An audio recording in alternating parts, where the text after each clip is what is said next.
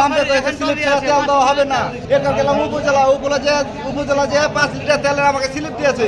এরপর দেখা যাচ্ছে এখানে দুপুরের টাইমে বন্ধের পরে আবার যদি গেট খুলে দিলে এখনো লাইন, তারপরে আবার তৃতীয় লাইন যেটাতে তেল দিবে অনেক রোজ 5 লিটার তেলের জন্য দিনঘন্টায় অপচয় চলে যাচ্ছে।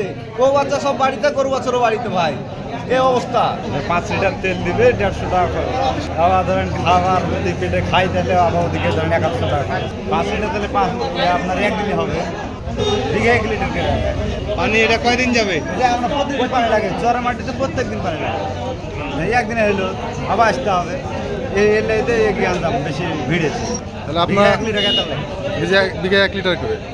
কার হয়তো কম লাগবে, যে জমিতে দেখলে আপনার পানি থাকে যাবে তারে ধরেন বেশি যাবে, কারো হাফ লিটার বিঘায়, কারো 1 লিটার, কারো 1.5 লিটারও লাগে।